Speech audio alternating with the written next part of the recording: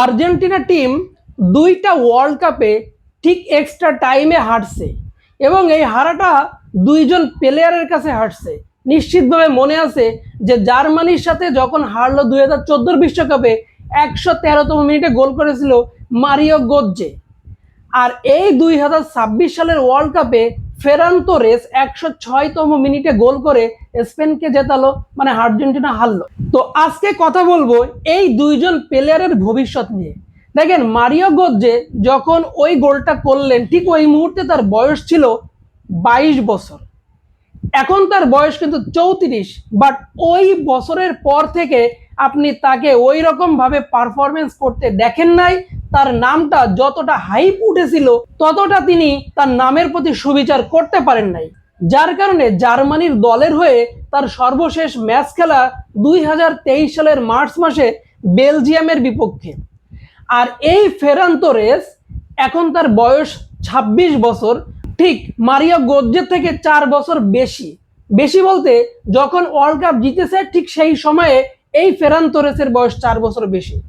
তাহলে এই Ferran Torres এখন বার্সার মেইন স্ট্রাইকার হওয়ার জন্য মনে মনে স্বপ্ন দেখতেই পারেন, কারণ তিনি প্লেয়ার তো খারাপ না।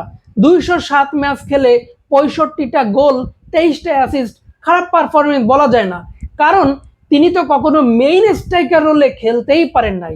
ইভেন তিনি স্পেন জাতীয় দলেও তো মেইন স্ট্রাইকার রোলে খেলতে পারেন নাই, তাকে সব সময় নামানো হয়েছে সাবস্টিটিউট হিসেবে। তো যখন লেভানডস্কি গত সিজন শেষেই বার্সা ছেড়ে গেলেন, তখন ফেরান তোরেস মনে মনে স্বপ্ন দেখা শুরু করছিলেন যে হয়তোবা এবার আমি মেইন স্ট্রাইকার হওয়ার সুযোগ পাবো।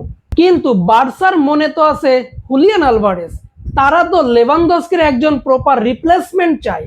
তাদের তরফ থেকে তো ফেরান তোরেসকে দিয়ে লেভানডস্কির প্রপার রিপ্লেসমেন্ট করানো সম্ভব নয়, এটা তারা মনে করে। ঠিক এই কারণে তারা হুলিয়ান আলভারেজ প্রোফাইলের একজন প্লেয়ার খুঁজতেছে, যাতে করে সেই প্লেয়ারটা লেভানডস্কিকে রিপ্রেজেন্ট করতে পারবে।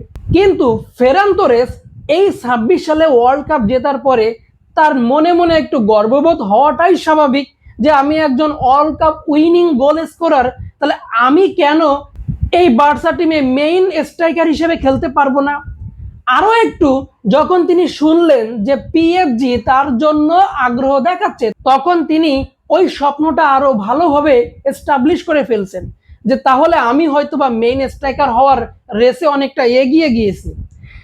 পিএসজি কেন তাকে কিনতে চাচ্ছে এটাকে বুঝতে হবে, কারণ হলো গঞ্জালো রামোস তিনি এসি মিলানে চলে গিয়েছেন। এখন গঞ্জালো রামোস কি পিএসজিতে মেইন স্ট্রাইকার হলে খেলতো না। পিএসজির 3জন ফরওয়ার্ড লাইনের প্লেয়ারকে, ডিজাইরে দুয়ে, উসমান ডেম্বেলে এবং খাবারেজখেলিয়া, এই 3জন মূলত স্টার্ট করত। বারকোলা এবং এই গঞ্জালো রামোস তারা কি করত, সাবস্টিটিউট হিসাবে নামতো। ঠিক একইভাবে এই গঞ্জালো রামোসের অভাবটা পূরণ করার জন্য তারা ফেরান তোরেসকে চাইছে। তাহলে ফেরান তোরেস যদি ওখানে যায়ও, তাহলেও কিন্তু তিনি স্টার্টিং 11 ডিজার্ভ করতেছেন না। তাহলে বার্সাতে কেন নয়? তিনি এখন নিউ ইয়র্কে আছেন। নিউ ইয়র্কে গিয়ে তিনি সাক্ষাৎকার দিচ্ছেন যে আমি একজন world cup winning goal scorer. অবশ্যই তিনি বিভিন্ন জায়গায় সাক্ষাৎকার দিবেন। সেই সাক্ষাৎকারে তিনি বলছেন যে বার্সা যে আমাকে রাখতে চাই সেই আগ্রহটা তাদেরকে দেখাতে হবে, আমার সঙ্গে দেন দরবার করতে হবে, তাহলেই সব ঠিক হয়ে যায়। আমি আসলে সঠিক সিদ্ধান্ত নিতে অপেক্ষা করছি, তবে সেটা কি আমি এখনো জানি না। ফুটবলে যে কোনো কিছু হতে পারে। এই কথাগুলো তিনি বলছেন কেন? তিনি মনে করেন যে তিনিও এই দলে আন্ডার এস্টিমেটেড, কারণ তাকে প্রপার এস্টিমেট করা হয় না। তো আমার কেন জানি মনে হয় ওই মারিও গোৎজে এবং ফেরান তোরেসের ভবিষ্যৎ মোটামুটি একই সুতোয় গাঁথার মতো অবস্থা। মারিও গোৎজেও যেমন হারিয়ে গিয়েছেন, ঠিক একই রকম ভাবে ফেরান তোরেসও হারাতে হয়তো বা বেশি দিন সময় আর নাও লাগতে পারে, কারণ যখনই তিনি বার্সা ছাড়বেন, এটা আমার মনে হয় তিনি যদি কোনো বড় ক্লাবে যান তাহলে অবশ্যই তার হারিয়ে যাওয়ার সম্ভাবনাটাই বেশি থাকবে। কিন্তু যদি ছোট কোনো ক্লাবে যাইতে চান, সেক্ষেত্রে তিনি মেইন স্ট্রাইকার হিসেবে খেলতে পারবেন, তখন তিনি তার ঝলক দেখাতে পারবেন। বাট এইরকম বড় ক্লাবে গেলে বড় ক্লাব কখনো তাকে ওই রকম মেইন স্ট্রাইকার ভাবা শুরু করবে বলে অন্তত আমার মনে হয় না। আপনাদের কি মনে হয় কমেন্ট সেকশনে জানাতে পারবেন।